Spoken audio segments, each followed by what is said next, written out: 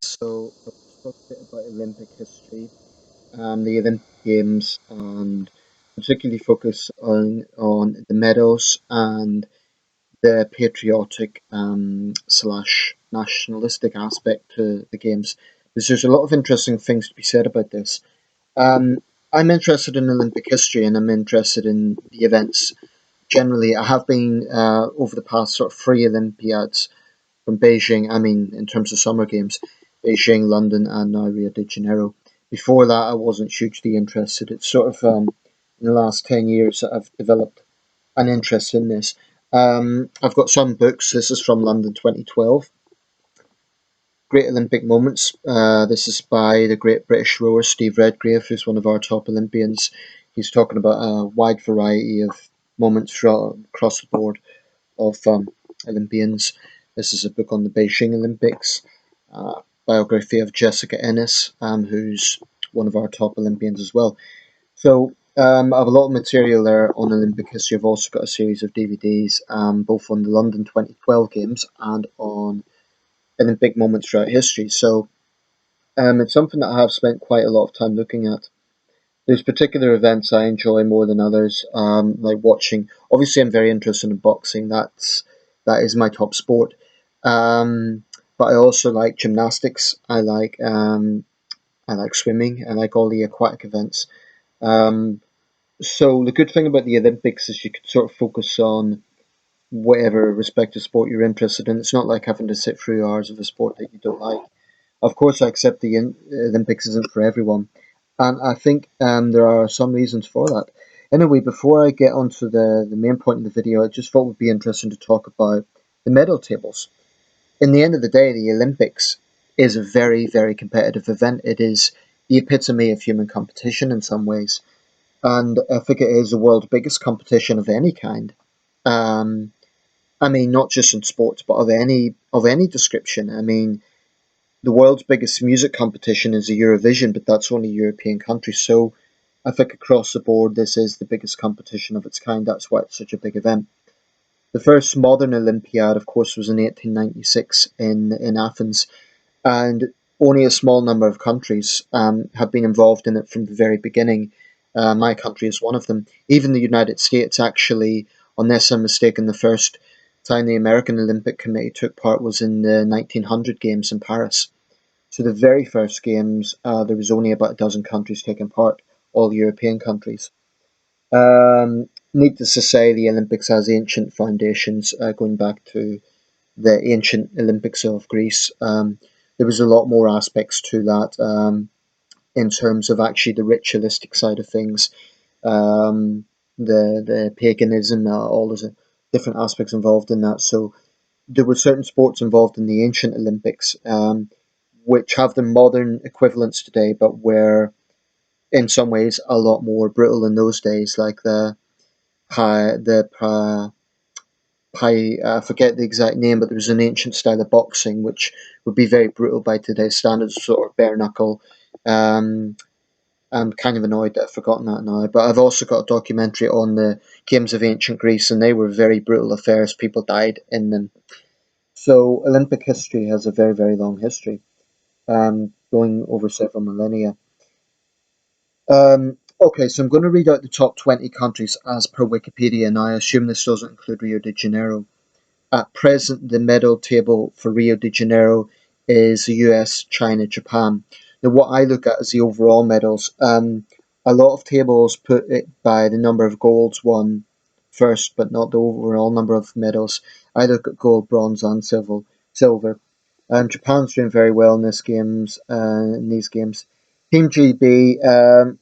We've got four medals so far. It isn't our best games, in my opinion, but that's not to denigrate any of the achievements. Adam Peaty done a great job getting the world record for the 100 meter freestyle swim recently. 200 meter actually, I believe it was, in 57 seconds. So he's done his country proud. So here is the list. This is all-time medals. Okay, so this is over all the Olympics. The very top position, USA, 2,681 medals. The Soviet Union, 1,204. Great Britain, 806. Germany 782, France 780, Italy 663, Sweden 627, China 526. This is the People's Republic of China, I should emphasize. East Germany 519, Russia 519. This is post Cold War Russian Federation, so that's post 1991. Hungary 482, Australia 481, Norway 477, Finland 463, Canada 450, Japan 443, Netherlands 376. In total, there have been 17,579 medals up to London 2012, but actually that's probably including Sochi 2014. So that doesn't include the medals won in Rio de Janeiro, of which, like I say, China and the US are leading at the moment. So over the past sort of 10 years, there has been this kind of competition between China and the US. And I think it would be naive to say that there is no politics involved in the Olympics. Every opening ceremony, and I always enjoy the opening ceremonies, I find they're a big opportunity for a country to promote its culture. And I find that as a spectacle, they're very impressive. And, I don't like to criticise any opening ceremony. I think they're all creative in their own way. I think we done a fantastic job in London, but I enjoyed Rio de Janeiro very much. I enjoyed Sochi. I enjoyed all of them. Beijing was spectacular, of course. The earliest I can remember is Atlanta, 1996. Um, so there's just been this kind of competition between China and the US. Now, during the Cold War years, of course, it was between the Soviet Union and the US, or the Soviet Union and other countries. There was a famous event, I don't know if it was in the Olympics, but there was a famous ice hockey brawl between Canada and the Soviet Union, which of course epitomised Cold War tensions. Now, in every opening ceremony, and I'm attaching this to what I've just said, there's this sort of there's always this kind of goodwill gesture that the Olympics brings people together. It's celebrating the best in human nature, and the respective IOC chairman and the mayor of whichever city is hosting the event always kind of put this very kind of unifying message out there that it's all about taking part in the best in human nature, people coming together, etc., etc. Um, but it's impossible to avoid that there is a very nationalistic aspect to the Olympics and a very, very competitive aspect. And I think that sometimes people forget that this is ultimately just sports. It's not war. And I find that you get people, probably across the board, but particularly in certain countries, take it to an extent where it gets fiercely competitive and it becomes a very nationalistic sort of thing. And I think we need to be a little bit wary of that. I've said in previous videos why I'm wary of ultranationalism, and I stand by that. I do, however, differentiate between blind nationalism and patriotism. Now, I'm not going to lie, I currently have a Team GB logo as my Facebook profile, and I feel good when Britain gets a gold, silver, or bronze. And I am proud of the fact that we are actually the second highest country in that list. The Soviet Union isn't a single country, so we are actually the second highest achieving country. Of course, I'm proud of that fact. We're a small island nation. We're second in the world. Um, so, of course, that's something to be proud of. Britain has a very long sporting tradition. Of course, many sports began in this country: modern boxing, cricket, golf. There's many other examples. Football, association football. They all began in the UK. So we have a very long sporting heritage. 806 medals in total, and of course, I'm proud of that fact. And I am proud of every time we do well. But I remember 4 years ago when the London Games were going on, a Chinese acquaintance of mine said that she didn't know why we weren't more proud. And did get me thinking at that time, and it's something I've still reflected on. The truth is, during London 2012, many Britons were proud of the fact that we were hosting it, and there was, I remember at that time, a sense of national kind of like there was for that temporary moment. There was a widespread, which is very unusual in this country, absence of cynicism. There was actually just a lot of positive feeling, and yeah, we done very well. And I still feel Danny Boyle done a very good job of that opening ceremony, and there was that sense of national pride. But I think what she meant was British fans were not quite as obsessive. She came from China. Now, I want to be careful what I say here because I don't want people to think I'm making sweeping statements, but there does seem to be, in Asian countries, and this is especially true of China, there is this aspect of losing face. So the competitive drive is very, very high. And this was also true of old Eastern Bloc countries. Now, that's not to say that you don't have competitive spirit in other Olympic teams. Obviously, the athletes themselves are all competitive because it's in their nature. They're Olympic athletes. But I think that the difference is that among the fan base,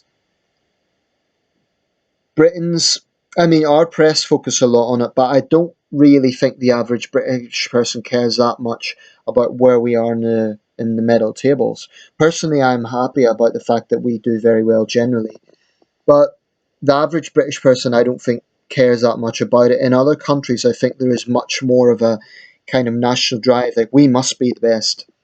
I could be completely wrong about that, by the way. It's only an observation, and it could be completely wrong. Every Olympic Games has some history-breaking moments, like I mentioned Adam Peaty in his 200-meter record. Majlinda Kilmendi has made a record for Kosovo. She has just got Kosovo's first medal in judo. Well, that's her sport, but first all-time medal. What is interesting is that and this is the other thing I want to talk about, is that there's a wide range of reasons why certain countries do a lot better than others.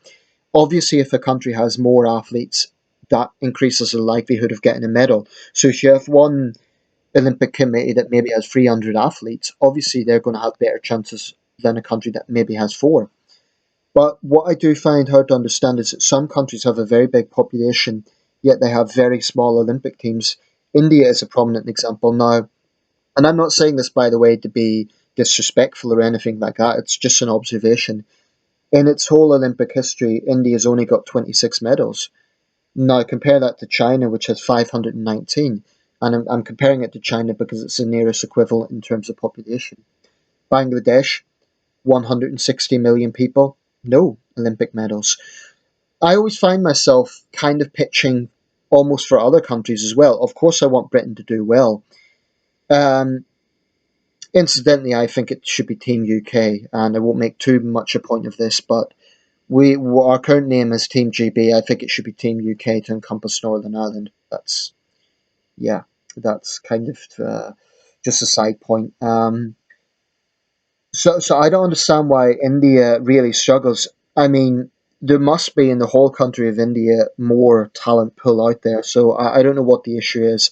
Maybe there hasn't been enough funding for Olympic training, or I don't know what it is. But I personally always find myself rooting for smaller countries. I always think, yeah, I hope they get something because I honestly think that, and I hope this doesn't sound patronizing or insulting, but I do think that a small, poor country, if they got even a bronze Olympic medal, that would do something to their national morale in a way that, let's say, a country like Britain or China or the United States getting, a bronze or a silver or even a gold wouldn't necessarily do. So, for example, if the American team get gold, some American citizens might kind of think, oh, yeah, well done to that guy or that girl, and I follow that particular sport. That's great.